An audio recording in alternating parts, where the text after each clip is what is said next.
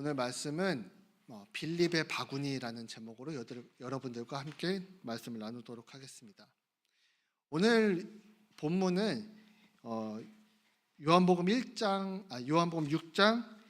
1절부터 15절까지 우리가 익히 알고 있는 오병이어라는 제목으로 익히 알고 있는 말씀을 여러분들과 함께 나누도록 하겠습니다. 그런데 제목이 왜 빌립의 바구니냐? 저희가 한번 읽었던 대로 요한복음에서는 다른 복음서들과 좀 다른 시점으로 이 오병이어를 사람들에게 이야기해주고 싶었습니다.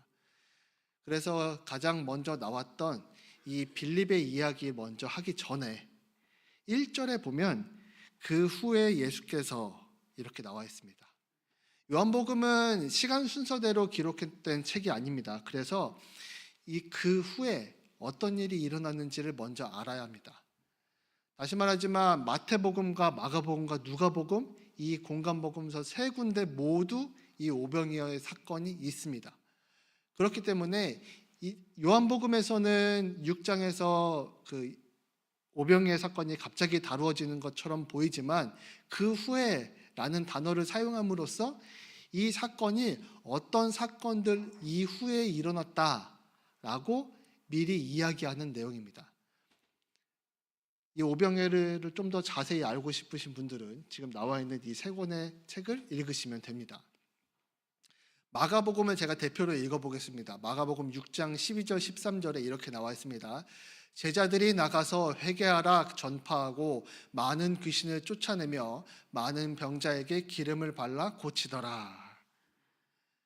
이게 무슨 얘기냐면 예수님께서 이 그 후에라고 적혀져 있는 이 사건, 어떠한 사건 후에 일어난 일이냐, 이 오병이어의 사건이 어떠한 사건 후에 일어난 일이냐라고 물으신다면 제자들이 이미 그 지역 갈릴리 지역으로 전도를 한번 쭉 나갔습니다. 예수님께서 제자들에게 모든 권세를 주시고 제자들에게 전도를 다 보냈어요. 자, 제자들이 나가서 우리 방금 본 것처럼 많은 귀신을 쫓아내며 많은 병자에게 기름을 발라 고치면 어떤 일이 일어날까요? 제자들이 대단하다, 어떻게 저런 일이 일어날까 하면서 주변 사람들이 이 제자들을 관심 있게 집중적으로 보게 됩니다. 그런데 이게 웬일입니까? 이 제자들을 가르치는 스승이 있다는 거예요. 이 스승이 드디어 갈릴리 지역에 와서 거기 한 곳에 와 있다라고 얘기합니다. 그 숫자가 5,000명 이상. 갑자기 예수님이 말을 전하려고 하자마자 5,000명이 막 모여든 게 아니라 제자들이 이미 가서 전도를 쭉 해놓고 그 제자들이 전도한 그 사람들이 물어 그 제자들의 스승이 있더라, 그곳에 있더라 해서 5,000명 이상 모였습니다. 그런데 이 5,000명 이상 모인 이 사람들이 골수분자입니다. 예수님을 그렇게 못살게 굴 정도로 졸졸 쫓아다녔던 사람입니다. 마태복음 14장 21절에 먹은 사람은 여자와 어린애 외에 5,000명이나 되더라. 어린아이와 여자 외에 5,000명이나 되는데 마가복음 6장 33절에 보면 이렇게 말하고 있습니다. 그들이 가는 것을 보고, 제자들이 가는 것을 보고 많은 사람들이 그들인 줄을 안지라 모든 고을로부터 도보로 그곳에 달려와 그들보다 먼저 갔더라. 예수님이 있다는 곳을 아니까 그들보다 먼저 갔다는 거예요. 이 5,000명 이상의 사람들은 이미 예수님의 그 위대하심을 한번 경험해 보고 싶다. 나도 보고 싶다. 하나님이 계시다고 하는데, 저 사람이 하나님이 보냈다는 사람이라고 하는데, 하나님의 아들이라고 하는 그런 적도 있다는데 나도 보고 싶다 해서 모인 사람들입니다. 다시 말해서 이 사람들은 예수님이 기적 일으키시는 거 보고 싶다. 그래서 모인 사람들이라는 거예요. 그러면 이 모인 사람들을 이야기를 다루는데, 이제 이 오병이어의 사건이 다른 여러 사건들 중 여러 책에서 공간복음서 마태복음, 마가복음, 누가복음에도 있는데 왜 유독 요한복음에 있는 사건은 다르게 봐야 하는가라는 것이 바로 이 사람 때문에 그렇습니다. 빌립 때문에 그래요. 빌립은 예수님의 제자입니다. 빌립은 예수님께서 빌립을 부르시고 예수님 알겠습니다 그러고 따라갔던 사람입니다. 그런데 이 빌립의 마음이 도대체 어떠한 마음으로 예수님을 따라가고 있었는가? 여러분들은 이 빌립과 같은 자리에 있다라고 생각하시며 설교를 들으시면 됩니다. 여러분들이 만약 빌립이라면, 다른 공간복음서에서는 굉장히 특이한 점들이 있습니다. 다른 공간복음서에서는 제자들이 예수님에게 먼저 제안을 합니다. 마가복음 6장 35절 37절에는 이렇게 말합니다. 예수님, 지금 이 무리들이 너무 많으니까요, 마을로 내려보내서 이 사람들이 밥을 먹고 오도록 하시죠. 다른 공간복음서도 마찬가지입니다. 예수님, 저희가 이 사람들을 전부 감당할 수가 없습니다. 그렇게 얘기했습니다. 그러나 이 마가복음에서 얘기하듯이 갑자기 어떤 누군가가 우리가 가서 예수님께서 너희들 보고 먹을 것을 줘라 라고 얘기했더니 어떤 제자인가 모르겠지만 200데나리온이나 필요한데 이걸 어떻게 다 먹입니까? 라고 얘기를 합니다. 그 세밀한 내용이 오늘의 본문입니다. 빌립은 예수님께 이렇게 말했던 사람이에요. 하나님을 보여주세요. 이 오병이의 사건 이후에는 그 무리를 거르신 사건도 있고 예수님께서 수많은 기적들을 베푸신 사건들이 있습니다. 그 사건들 모두 빌립은 대부분 경험을 했습니다. 그런데 요한복음 14장 8절에 보면 빌립이 이렇게 말합니다. 빌립이 이르되 주여 아버지를 우리에게 보여주옵소서 그리하면 족하겠나이다. 수많은 기적과 이적들을 보이시고 예수님 스스로 하나님의 아들이라고 얘기하시며 예수님께서는 하나님의 뜻을 행하러 이 땅에 오셨다라고 얘기하나 빌립의 마음속에는 여전히 예수님을 보고 하나님이라고 믿어지지 않는 거예요. 예수님께서 하나님의 뜻을 이루러 왔다라는 것은 예수님을 바라볼 때 우리는 하나님 그 자신으로 바라볼 수 있어야 했는데 그 기적의 자리에 함께 있으면서 예수님과 함께 살면서 이 빌립은 여전히 예수님을 사람의 자식으로, 사람의 자녀로, 사람으로 태어난 사람으로 기적을 베푸는 어떤 굉장한 선지자로 생각을 했을 수 있다는 겁니다. 여러분들 삶에 있어서는 예수님은 어떠한 위치에 계십니까? 예수님 믿는다고 얘기하면 마음속에 있는 잠잠히 계시는 그분입니까? 아니면 위기의 순간에 정말 내가 예수님의 간절한 필요에서 내 마음속에 있는 믿음으로 그것이 이루어질 거라고 믿는 그 예수님이 맞습니까? 빌립의 마음속에 그런 마음이 있다는 거예요. 그래서 예수님께서는 빌립에게 이런 질문을 하시기 전에 이미 이 사람들, 5,000명 넘는 사람들을 볼 때 이러한 마음을 가지고 있었습니다. 이 사람들은 철저하게 예수님이 하나님의 아들이라서 온 것이 아니에요. 하나님이 기적을 보고 싶어서 그 하나님에 대한 존재를 조금이라도 깨달아 보고 싶어서 예수님께 모여든 사람인데 예수님께서 이 사람을 보실 때 이렇게 생각하셨습니다. 불쌍히 여기사. 불쌍히 여기사. 마가복음에도 이렇게 말합니다. 불쌍히 여기사. 여러분도 혹시 교회에 오실 때 내가 불쌍해지지 않으려 교회 오시는 거 아니겠죠? 내가 교회 안 나가면 영혼이 불쌍해지니까, 내 인생이 불쌍해지니까, 어쩌면 해를 당할지도 모르니까. 예수님께서 저희들을 그런 마음으로 보시고 저희가 단지 그런 교회 가면 내가 안전할 거야 라는 마음만 가지고 교회를 나오신다고 하면 예수님께서 저희를 불쌍히 보실 겁니다.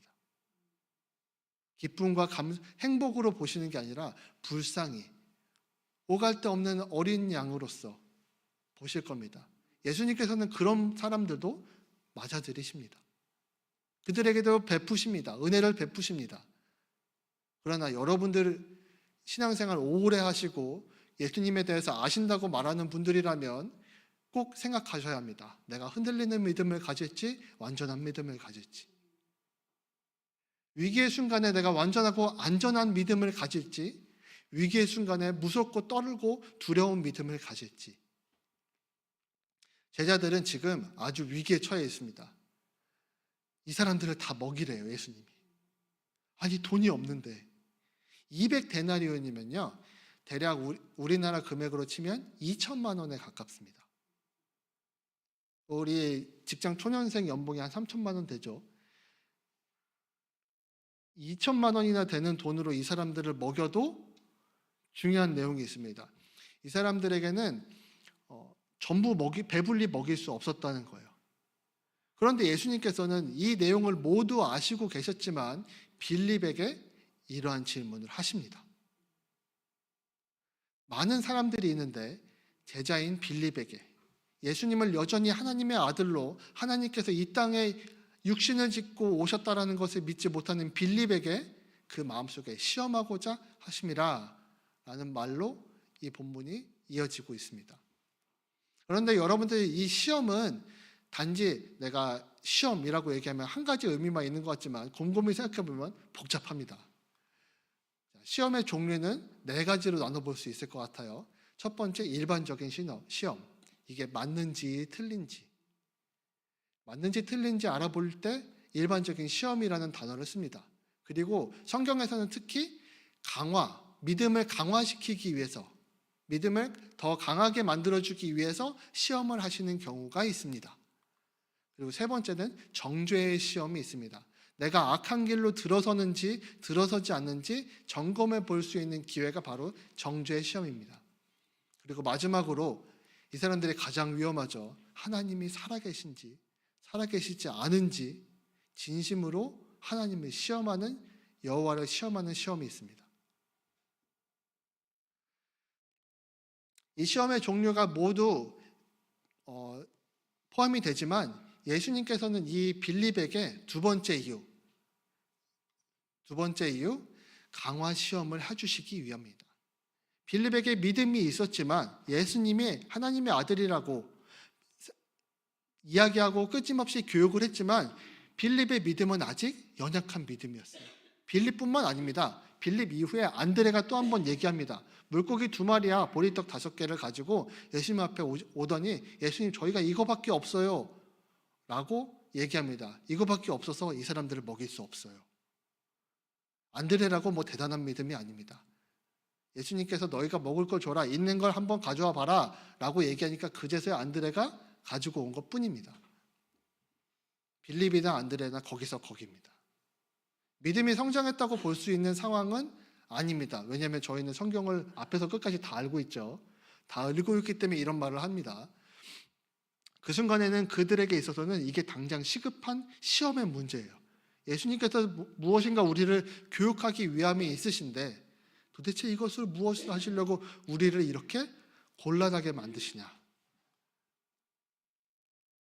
그런데 이 제자들에게는 아주 중요한 것이 있었습니다. 예수님께서 이 제자들에게 이야기할 때 빌립이 이야기합니다. 저희가 이 사람들을 먹일 때 먹일 수 있는 충분한 것이 없습니다. 먹일 수 있는 충분한 것이 없습니다. 라고 이야기하나 예수님께서는 그들의 원대로 주셨다라는 것이 우리가 봐야 할 부분 중에 하나입니다. 다시 말씀드립니다. 빌립과 안드레, 예수님의 제자들은 이 사람들에게 충분히 먹일 수 있는, 배불리 먹일 수 있는 것이 없다라고 생각을 했습니다. 논리적으로 이성적이고 세상에 있는 모든 이치로 봤을 때 이것은 불가능한 일입니다. 참 재밌죠. 이들은 유대인이라고 부릅니다. 유대인은 광야 시대에 무엇을 먹고 40년을 버텼죠? 만나와 메추리를. 누가 주셨습니까? 하나님께서 주셨습니다. 그러나 그들이 생각하기에 하나님께서 주셨다라고 생각한 것이 아니라 그 후에 이 유대인들이 어떻게 생각하느냐, 모세가 위대해서 하나님께 요청하여 받은 것이다 라고 생각하며 산 겁니다. 다시 말해 내가 믿음 생활 잘하고 있으면 하나님께서 그 믿음을 보고 나를 평안하게 해주실 것이다 라고 오해하는 유대인이었다는 겁니다. 어쩌면 빌립도 내가 예수님과 이렇게 함께 살고 있으면 하나님께서 하나님을 알아가고자 하는 열심을 정말 예쁘게 봐주셔서 나에게 복 주실 것이다 라고 생각하는 유대인 중에 한 사람이었을지도 모릅니다. 제자들은 여전히 이 사람들에게 배불리 먹일 수 없다라고 생각을 했습니다. 그러나 예수님께서는 이들을 그들이 원하는 대로, 배가 부를 정도로 충분하게 원하는 대로 주셨습니다. 그런데 이 빌립과 안드레는 이렇게 이야기합니다. 조금씩 받게 할지라도. 자, 여기서 조금씩 받게 할지라도는 배불리 먹을 정도입니까? 배불리 먹지 못할 정도입니까? 배불리 먹지 못할 정도입니다. 그냥 요기할 정도로 생각을 합니다.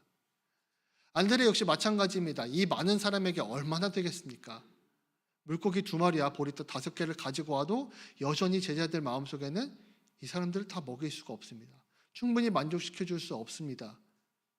라고 말하는 것입니다. 예수님께서는 단지 그렇게 이야기하시지 않아요. 너희들에게 아무것도 없고 이들을 배불리 할 수 없지만 이후에 요한복음 6장 13절에는 이들이 12바구니에 가득 찼다라는 결론을 보게 됩니다. 이 12바구니는 무엇을 얘기하냐면 제자들이 총 12명이라고 우리가 생각을 할 수 있습니다. 이 12명의 제자들이 항상 자기 주머니를 하나씩 가지고 다닙니다. 바구니를 하나씩 가지고 다녀요. 이게 뭐냐면 도시락, 비상식량. 어디 가면서 이렇게 전도를 하고 다니면 배고프잖아요. 가면서 먹을 수 있는 양식을 넣는 곳이 바로 제자들의 이 바구니들입니다. 처음에 시작할 때는 이 제자들이 지금 어디를 갔다 왔어요? 전도 갔다 왔어요. 전도 갔다 왔으니까 먹을 걸 다 먹었을까요? 안 먹었을까요? 다 먹었습니다. 이 바구니는 비었을까요? 찼을까요? 비었습니다. 이 바구니가 비어 있으니 이 제자들에게는 이들에게 먹을 수 있는 것이 없다라고 생각하는 것이 당연했어요. 그런데 이 제자들에게 이 요한복음이 이야기하고 있는 것은 무엇이냐면 이 먹을 것이 누구에게서부터 왔느냐라는 겁니다. 5,000명을 먹이는 건 예수님에게 일도 아닙니다. 예수님 입장에서 생각을 한다면 5,000명을 먹이시는 건 일도 아닙니다. 기도 한 번 했더니 빡! 배불리 먹었어요. 끝. 예수님 걱정하지 않으십니다. 오히려 제자들에게 너스레를 떠십니다. 너희들이 먹을 것 좀 줘봐. 제자들을 교육할 정도로 이 위기의 순간을 부드럽게 생각하시는 예수님께서 5,000명 먹이시는 게 목적이셨을까요? 아니었을 겁니다. 요한복음은 철저하게 그것을 이야기하고 있습니다. 제자들에게 먹을 것이 없어서 이 사람들을 배불리 채울 수 없었고 이들이 가득 채울 수도 없으며 우리들에게는 아무것도 없습니다. 내가 남아있는 것이 아무것도 없습니다. 내가 신앙생활 하는데 위기의 순간에 왔습니다. 주님, 나에게는 아무것도 없습니다. 할 수 있는 것이 아무것도 없습니다. 그러나 예수님께서는 이 사람들에게 항상 이런 기회 때마다 예수님께서는 우리들에게 이렇게 말합니다. 너희가 먹을 것을 주라. 혹시 탈탈 털어서 안 나올까 이렇게 생각하시는 거 아니겠죠? 예수님께서 그런 뜻으로 얘기하신 게 아니겠죠. 예수님과 함께 있는 제자들이라는 것을 우리가 주목해야 합니다. 예수님이 함께 있는 사람들은 이미 자신의 바구니가 가득 차 있다라고 믿어야 합니다. 광야에서 40년을 지냈던 그 이스라엘 백성들이 매일매일 하나님께서 주시는 만나와 메추리를 걱정하지 않으며 살았습니다. 그런데 저는 이 말씀을 보면서 오늘 본문을 보면서 이런 생각을 했습니다. 왜 40년 동안 있었을까? 하나님이 어지간해서는 회개하면 받아주셨는데 어쩌면 40년 동안이나 이 음식이 하나님께로부터 왔다는 걸 고백하지 못하고 믿지 못하는 거 아니었을까요? 빌립처럼 이 모든 사람들이 제자인 자신이 예수님과 있는 것만으로도 이 모든 사람을 충분히 먹일 수 있는 능력이 있으시다는 분이라는 걸 믿지 못하는 그 믿음 약함 때문에 이렇게 세상으로 시선을 돌려 예수님이 하나님 되심을 고백하지 못한 거 아닐까요? 우리도 교회 다니면서 예수님이 능력이 없으시는 분으로 생각할 수 있습니다. 예수님께서 분명히 여러 성경을 통해서 말씀하셨습니다. 마음을 강하게 하고 굳세게 하고 믿음을 지켜라. 서로 사랑하라 이야기하지만 우리들 고백할 때 항상 이렇게 얘기합니다. 예수님 그거 좋은 말씀인 거 알겠는데요. 성경에 기록된 거 알겠는데요. 내 마음속에 있다는 거 그래 거기까지 알겠는데요. 주님 그게 어떻게 돼요? 논리적으로 말이 안 되잖아요. 아니 요즘 세상에는 이 얘기가 안 되잖아요. 심리학적으로 MBTI적으로 안 되잖아요. 라고 얘기합니다. 예수님과 함께 있는 것만으로도 내가 이 땅에서 많은 사람들의 바구니를 채우고도 내 바구니까지 찰 수 있음을 믿지 못하는 사람들이 바로 이 제자들이었습니다. 그런데 중요한 것이 있습니다. 이 제자들보다 더 위험한 순간이 찾아옵니다. 이 빌립이 그것을 깨달았어요. 예수님께서는 옛날 모세가 했던 것처럼 하나님께서 주시는 그 축복으로 배고픈 사람들을 충분히 먹이실 수 있겠구나라는 것을 깨달은 순간까지는 왔어요. 믿음이 여기까지는 성장했습니다. 예수님과 하나님과의 관계에 대해서 이해하는 정도까지 이해를 했어요. 그런데 제가 본문을 여기까지 잘랐습니다. 어디냐면 사람들이 예수님을 왕위로 모셔드리려고 데리고 가려고 합니다. 사람들 시각에는 이 사람들이 예수님을 볼 때는 배고픈 사람들을 먹일 수 있는 분, 다시 말해 모세 정도로 생각을 했다는 말입니다. 그래서 이 모세를 옛날에는 왕으로 만들지 못했어요. 왕이라는 제도를 만들지 못했으니까. 그런데 이제는 모세를 왕으로 삼아야 되겠다. 모세처럼 우리에게 양식을 줘서 배불리 먹였던 이 예수님을 왕으로 삼아야 되겠다. 라고 생각을 합니다. 여러분들 이런 얘기 자주 들었죠. 예수님을 왕으로 마음에 모셔야 드려야 된다. 곰곰이 생각해 보시기 바랍니다. 나의 구주인지 아니면 예수님을 우상으로 여기는 신으로 생각하는지 자세히 생각해 보시기 바랍니다. 예수님과 함께 삶을 살아가는 것이 이 제자들에게는 모든 것을 가지고 있는 순간이었어요. 이 사건을 착각하면 예수님께서는 단지 모세와 비슷한 정도의 수준의 인간으로밖에 여겨지지 않습니다. 여러분들 마음속에 있는 그 예수님은 여러분들이 왕으로 모셔드릴 때 무엇이든 내 말을 들어줘야 되는 왕입니까? 예수님이 우리들에게 저 포함해서 우리들에게 빚진 자 되십니까? 그렇지 않습니다. 예수님은 우리들에게 은혜를, 영생을 선물로 주셨습니다. 성경에 이렇게 말합니다. 너희가 영생을 받고 너희가 구원을 받았는데 그 구원이 예수님에게로부터 선물로 왔기 때문에 너희들이 자랑할 것이 없다. 너가 스스로 만들어낸 것이 아니라 예수님으로부터 왔기 때문에 너가 그것을 자랑할 것이 없다. 대단할 것으로 여기지 않아야 한다라고 말합니다. 이 모든 성경의 내용들을 다 이해를 한다면 그 사람은 겸손해지게 됩니다.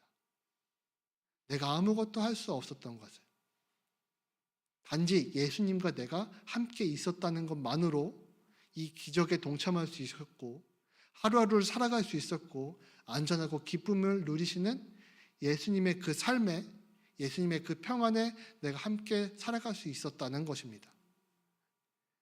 예수님과 함께 삶을 살아간다는 것은 이렇게 중요한 일입니다. 자칫 예수님을 왕으로 모셔드리는, 우상으로 만들려는, 내가 원하는 대로 이 예수님을 어떻게 해서든지 만들려는 그 마음들이 있으면 예수님께서는 그들 마음속에 있지 않으십니다. 그들과 함께 있지 않으십니다. 제자들이 배웠던 이 교훈을 기억하시고 다른 사람들, 5,000명이 되는 그 사람들이 배웠던 교훈은 잊으시기 바랍니다. 예수님은 5,000명을 먹이시기 위해서 이 교훈을 우리들에게 주신 것이 아니라 예수님과 함께 삶을 살아갈 때에 아무것도 없는 나의 바구니에서 많은 사람들을 먹이고 내 바구니까지 채울 수 있는 이 예수님의 하나님 되심을 깨달아 알아야 하는 것입니다. 예수님께서는 이 사건을 통해서 제자들에게 이 순간에 있게 하지 않으십니다. 마태복음 14장 22절에 보면 예수님께서 재촉해서 이 제자들을 배를 태워 보냅니다. 예수님께서는 무리를 보내신다고 얘기하는 동안에 제자들을 서둘러 보냅니다.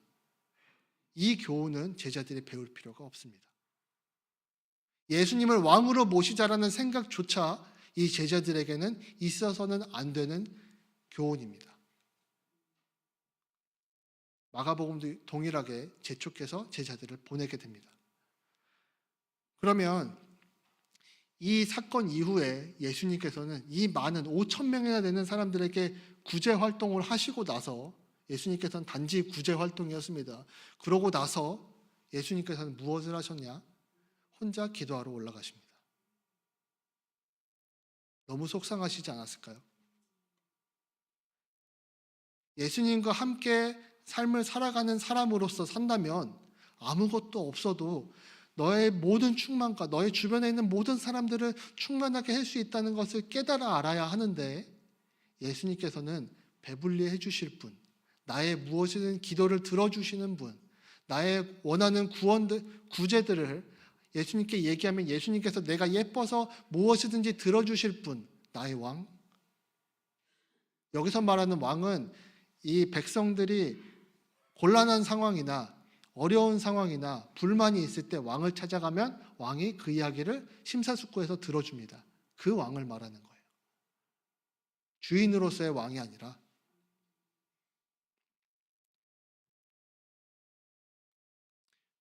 결론으로 말씀드리겠습니다. 여러분들, 빌립의 바구니는 처음에 비어 있었습니다. 제자들의 바구니는 처음에 비어 있었어요. 우리들의 마음속에도 언제나 주님 없어요. 건강이 없어요. 돈이 없어요. 나에게 열정이 없어요. 믿음이 없어요. 라고 이야기할 수도 있습니다.